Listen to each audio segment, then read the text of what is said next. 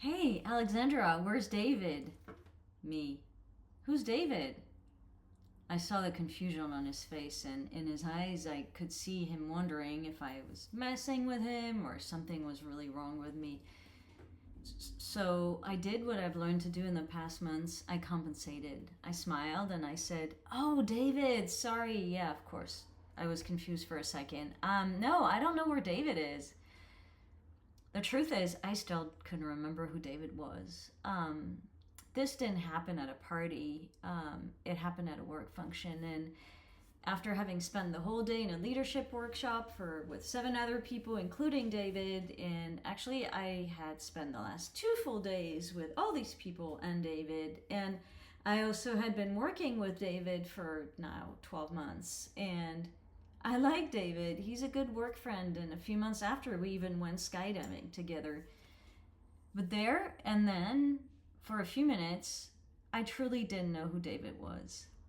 Hi, I'm Alexandra. I'm an HR executive. I'm 53 years old, and for the last 2 years, I've been compensating in the workplace to cover the consequences menopause has been having on me. I'm not alone. Let me give you some numbers so that we actually know what we're talking about.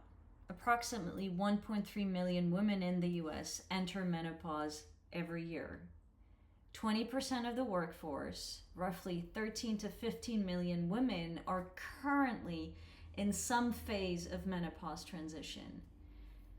That's women actively experiencing symptoms right now.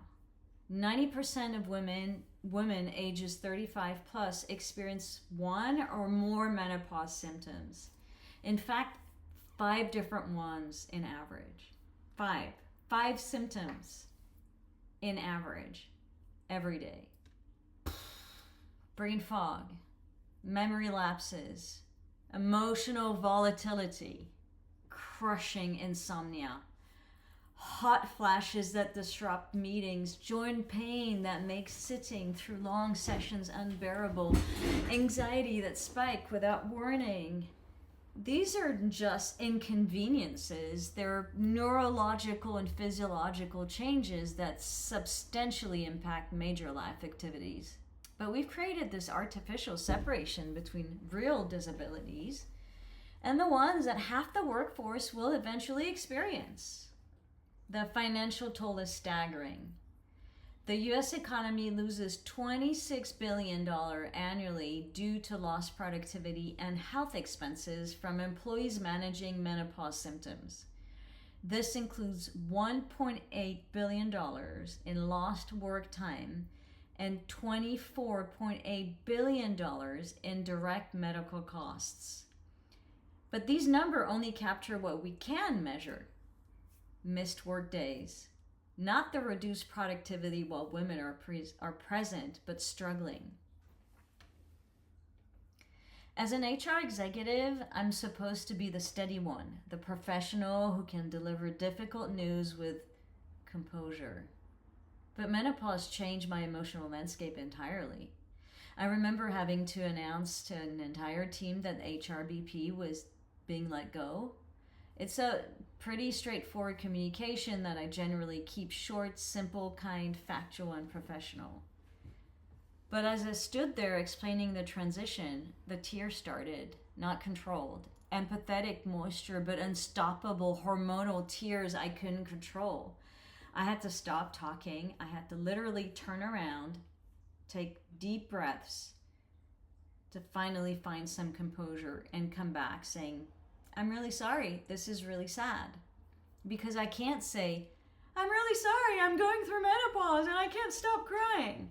I can't say that. I should be able to. So here I was, supposed to be the composed leader managing this change, and instead I'm falling apart in front of the entire team. Menopause doesn't just affect your memory. It can actually make you feel like a stranger in your own professional skin, let alone your own skin. It's like, ugh. I'm exhausted. I'm exhausted in ways I've never been exhausted before. Some days I desperately need a 40-minute nap. My brain literally can't function anymore. My body shuts down. There's nothing I can do. I have to lay down and go to sleep. You know, it's like I'm sitting in a meeting and I'm literally falling asleep, and I can't wait for the meeting to end, and I just shut my computer and I go lay down.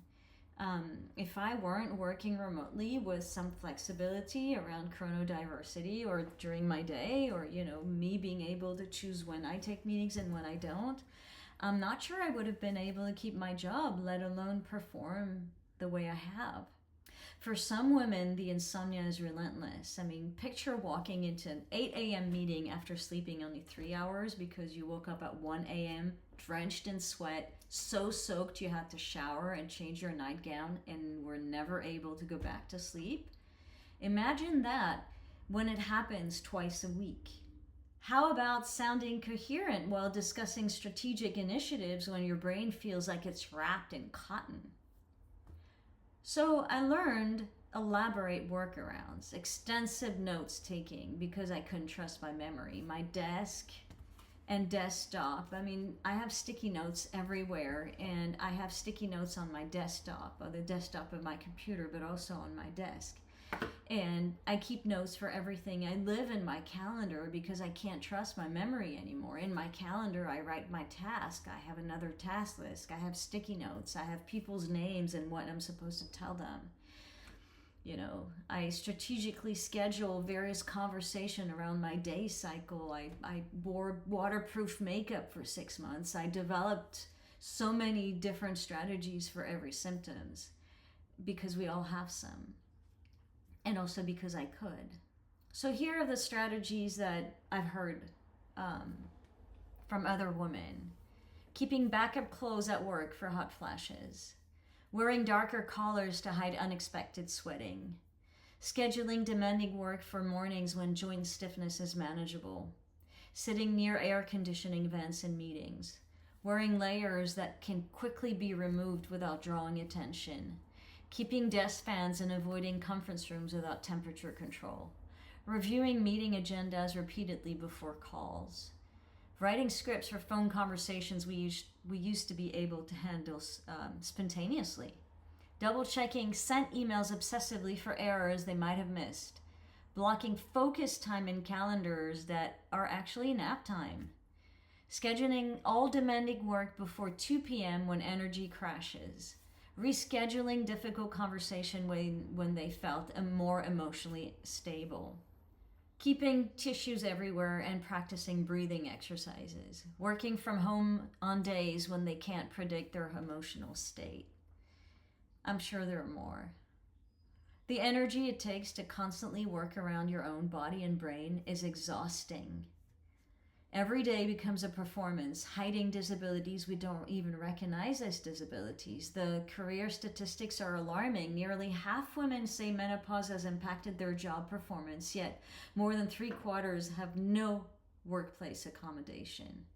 Stanford research shows women visiting healthcare providers for menopause symptoms earn 10% less 4 years later because they cut hours or quit. In recent surveys, nearly a third of women aged 40 to 55 would consider shifting to part-time work, while 22% would consider early retirement. We're talking about experienced women at career peaks, taking decades of institutional knowledge with them. When we talk about disability in the workplace, we often think about visible differences or permanent conditions. But what about the millions of women navigating hormonal changes that genuinely impact cognitive, physical, and emotional function? The American with Disabilities Act recognizes conditions that substantially limit major life activities.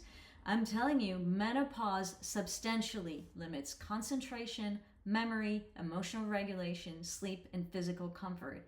All major life activities that directly impact work performance. Brain fog is not a character flaw. It's a cognitive difference deserving accommodation. Temperature dysregulation is not unprofessionalism. It's a physical condition affecting comfort and concentration. Emotional volatility is not weakness or hysteria. It's a neurological change affecting stress processing. Organizations wanting true inclusion need to expand their disability definition. What would real inclusion look like? I don't know, maybe temperature control options in rooms, in every conference rooms for hot flashes? Maybe some quiet time or quiet spaces for concentration during brain fog. Maybe flexible scheduling for fluctuating energy levels. Maybe manager training to recognize that sudden memory or emotional regulation struggles might need support, and it's not a performance issue. We don't need performance improvement plans. We just need accommodations.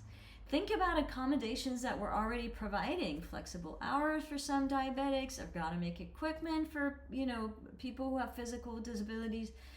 But why should menopause be different when half of the workforce will experience it?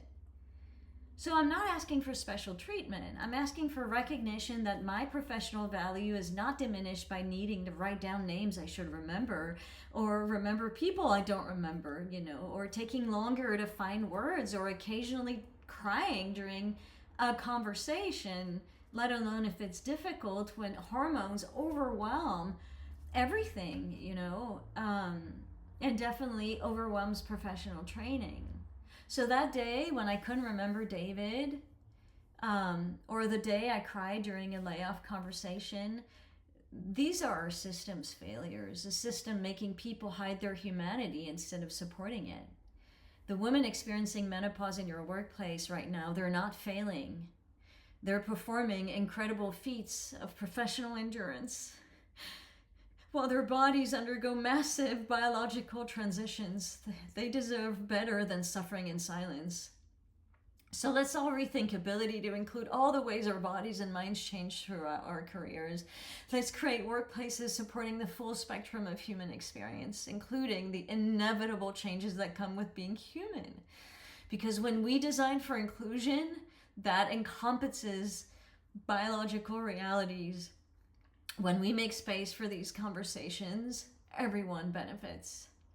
The future of work is not about accommodating visible disabilities. It's about creating cultures where all the ways we're human are valued, supported, and included. Sorry, that was sad. Because this isn't someone else's problem. It's your workforce right now. Thank you.